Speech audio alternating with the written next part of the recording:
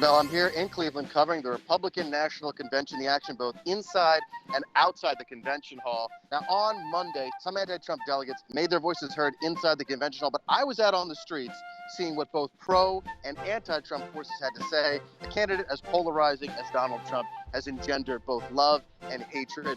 And I wanted to see what both his adversaries and his boosters had to say when they arrived here in Cleveland for the big moment, Donald Trump being named the presumptive Republican presidential nominee. Now, on Monday morning, I went down to Settlers Landing Park on the Cayuga River in Cleveland for an America First pro-Trump rally. You had politicians, you had speakers, you had bikers for Trump, and you had music. There's not a day to spend. Let's make America great again.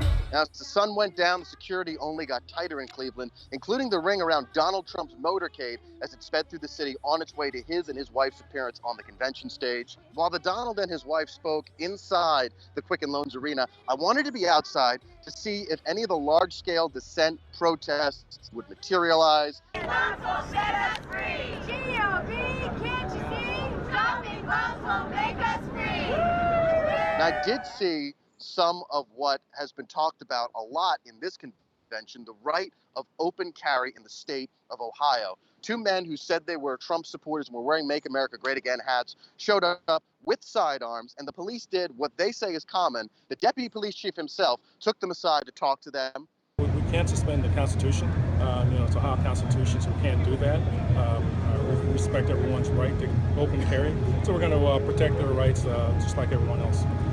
Now, the men later told us that they were informed that their weapons were partially concealed because they were tucked into their shorts. They produced concealed carry permits and were told that was fine, but they had to completely cover their firearms. I had to ask, though, why did they show up armed at all? It's our legal right to come armed, and we felt like we'd rather be prepared than not be prepared. Prepared for what?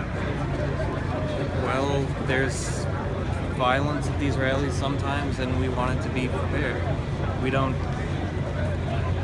need a reason. Now, everyone was happy, convivial, joyful, and then there was one tense moment when about 8 guys and 1 girl clad in black t-shirts and with bandanas over their faces showed up. We thought the anarchists were here to do what Emma Goldman would have wanted them to do and disrupt the proletariat. Not the case. These guys said they were from Anonymous, the benevolent hacker group that wants to spread information and supports Edward Snowden, and they were happy to talk to us and take pictures with the Code Pink girls who were giving out free hugs. It was just a peaceful night in Cleveland. All right. Thanks, Alex. Guys, we are now joined by the host of New Jersey Now, Jim McQueeny, who is on the ground in Cleveland at the 2016 Republican National Convention. Jim, this is your 13th convention. Let me ask you, so, you are interacting at a level where you know most of the players in New Jersey, they know you. What are you hearing that you can share with me? What's Christie's mood like?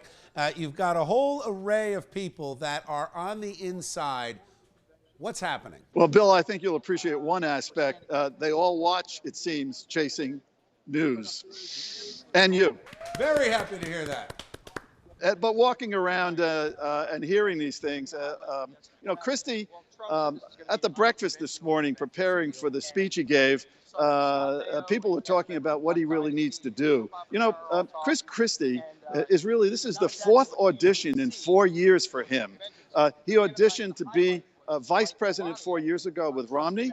He auditioned, and that didn't work out. And he auditioned for president, and that didn't work out.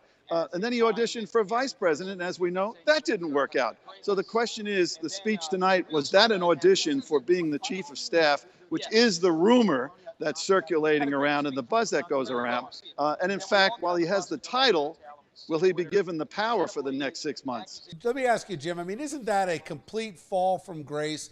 You go from being a arguably successful governor to a candidate for president to the guy that was on the top list to be vice president. Is this a consolation prize? That could be looked at that way, but let me tell you, a lot of the scuttlebutt from a lot of the discussions at the parties at night and even at the breakfast this morning and even among the delegation here is Christie was a little grouchy about not getting that vice presidential nod. And as everyone knows, the only one who's allowed to be grouchy is Donald Trump. He doesn't like grouchy people. He doesn't keep grouchy people.